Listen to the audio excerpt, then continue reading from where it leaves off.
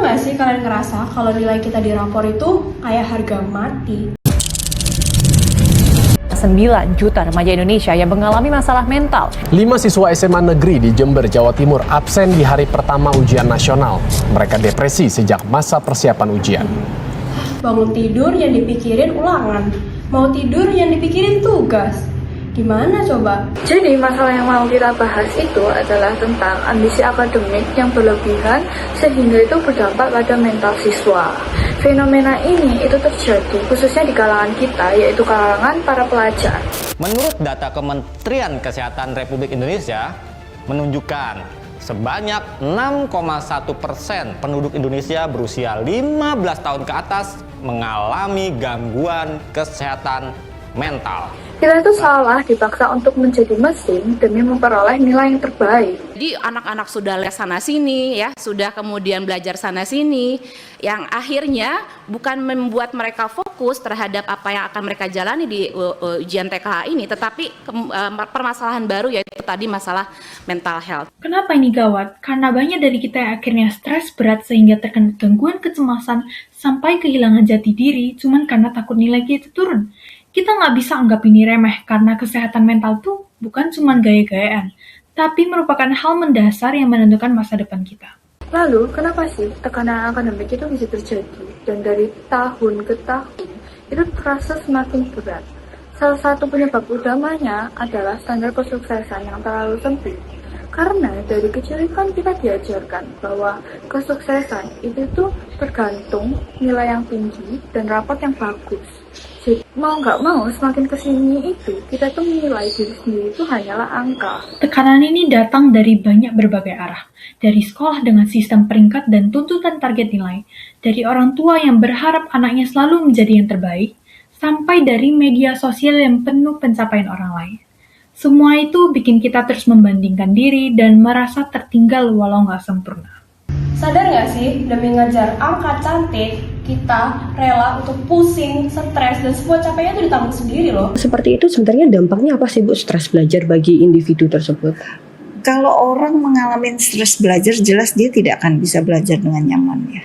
Kalau orang tidak bisa belajar dengan nyaman, maka proses mengingat itu kan menjadi tidak mudah. Banyak teman kita yang akhirnya mengalami burnout atau kelelahan secara berlebih.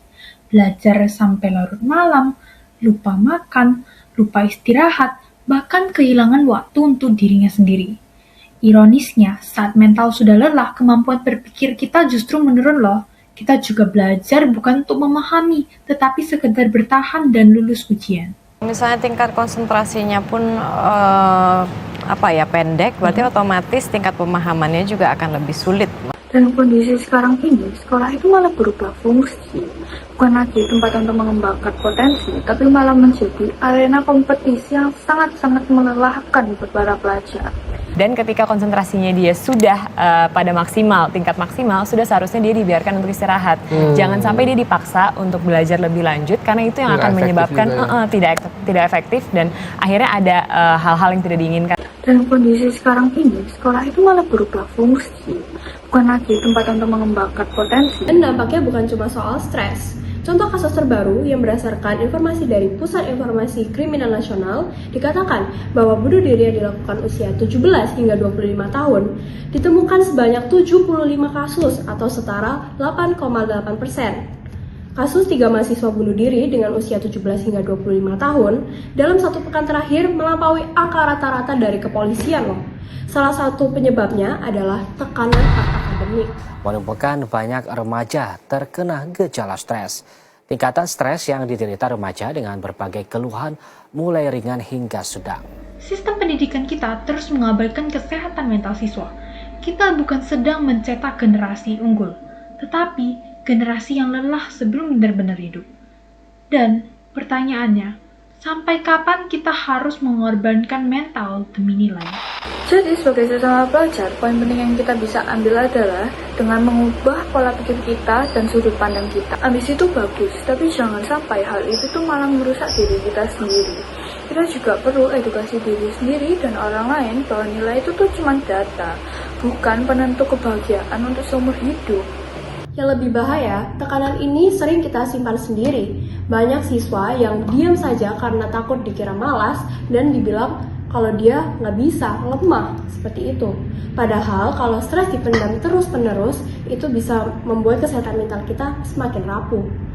Kita jadi merasa cepat gagal, padahal kita belum mencoba. Kami sadar kok kalau nilai itu penting untuk bisa masuk ke sekolah impian atau kampus impian. Tapi itu nggak akan ada gunanya kalau kita nggak sehat secara mental untuk survive dan jalani masa depan itu.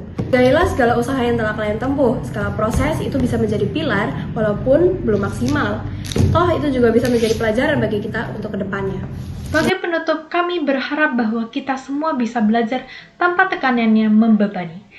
Ingatlah bahwa nilai dirimu lebih dari sekadar angka di rapormu. Mungkin nilai memang penting bagi masa depan kita, tetapi mental juga bukan hal yang patut untuk disepelekan. Kalau menurut kalian bagaimana? Sebenarnya apakah kita benar-benar belajar untuk masa depan atau hanya menjadi korban sistem nilai? Terima kasih karena telah mendengar argumen kami tentang nilai atau mental. Kami berharap ini akan berguna bagi masa depan.